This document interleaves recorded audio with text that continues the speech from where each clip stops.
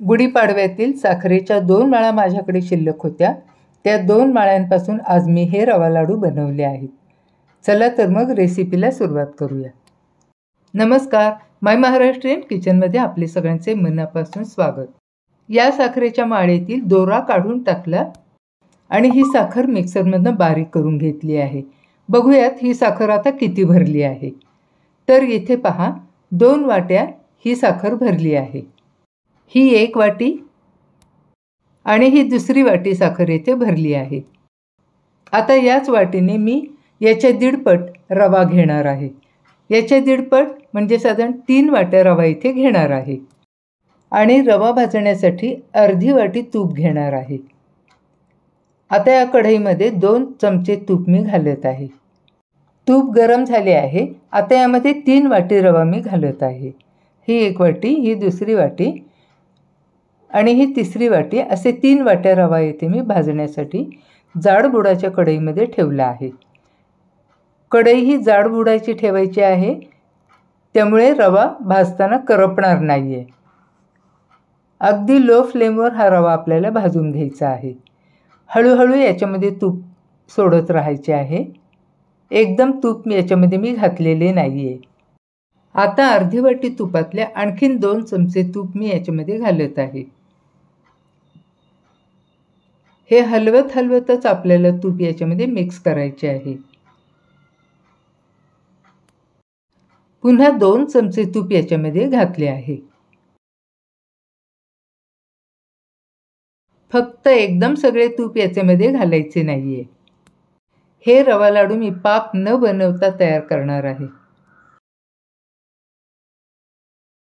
आता मी आणखीन 2 चमचे तूप याच्यामध्ये घालत आहे. हा रवा सतत ढवळायचा आहे, म्हणजे तो खाली लागणार नाही.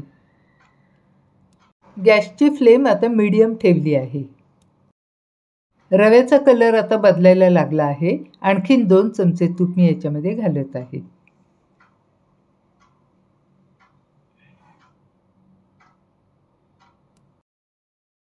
रवा भाजताना आता मस्त असा सुगंध सुटला आहे. रवा आता भाजत आला आहे आणि उरलेले सर्व तूप आता याच्यामध्ये मी घातले आहे. आता अगदी 1 ते 2 मिनिटे रवा भाजून घ्यायचा. त्यानंतर गॅस बंद करायचा आहे.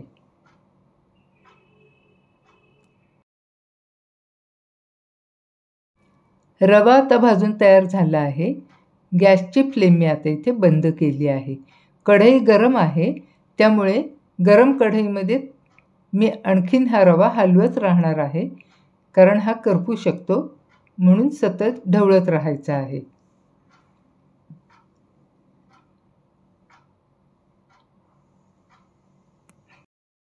या स्टेजला याच्यामध्ये घालूया अर्धा टीस्पून वेलची पूड. रवा गरम असतानाच याच्यामध्ये वेलची पूड घातली की ती छान मिक्स होते आणि वेलची पावडरचा सुगंधही छान येतो. तुम्ही पाहू शकता, मस्त असा रवा इथे भाजून तयार झाला आहे. अगदी एकसारखा भाजला गेला आहे आणि कलरही छान आला आहे. आता हा भाजलेला रवा आपल्याला या परातीमध्ये काढून घ्यायचा आहे.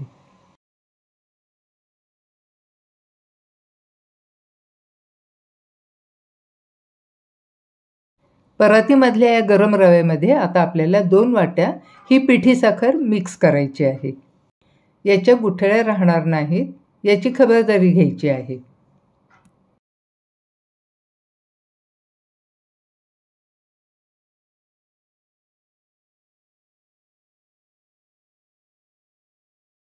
पिठी साखर आता याच्यामध्ये मिक्स करून झाली आहे. रवाही गरम आहे. या गरम रव्यावरती घट्ट असे हे झाकण मी ठेवत आहे. या गरम रव्यामध्ये 15 मिनिटे ही साखर मुरू द्यायची. 15 मिनिटांनंतर आता मी याचे झाकण काढले आहे. हा रवा आता हलवून घेऊ आणि मिक्सरमधनं हा रवा थोडा थोडा करत फिरवून घ्यायचा आहे. मिक्सरच्या भांड्यात घेतल्यानंतर उरलेल्या रव्यावर झाकण ठेवायचे आहे.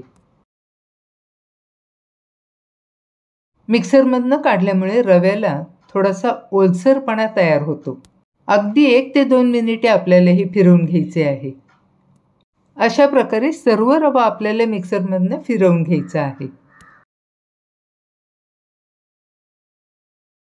तुम्ही बघू शकता साखर मस्त अशी याच्यामध्ये मिक्स झाली आहे. मुठीत घेतल्यावर लगेच याचा लाडू छान असा वळला जातोय. आता आपण लाडू वळायला घेणार आहोत.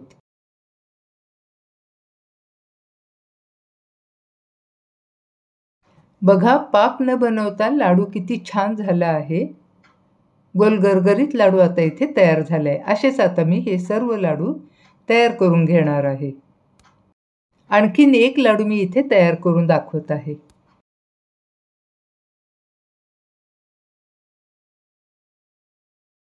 सर्व लाडू आता इथे तयार करून झाले आहेत. मला हे लाडू प्लेनच ठेवायचे होते, त्यामुळे मी याच्यावर काहीही सजावट केली नाही. तुम्ही पाहू शकता, अप्रतिम असे इथे लाडू तयार झाले आहेत.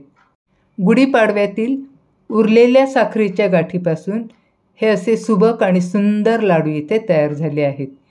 हे लाडू बिना पाकाचे असून नुसते साखरेमध्ये तयार केले आहेत. रेसिपी आवडली असेल तर एक लाईक नक्कीच करा. आपल्या मित्रमैत्रिणींना शेअर करा आणि हे लाडू कसे झाले मला कॉमेंट्स बॉक्समध्येही कळवा. पुन्हा भेटूया अशाच एका नवीन रेसिपीमध्ये. तोपर्यंत बाय बाय.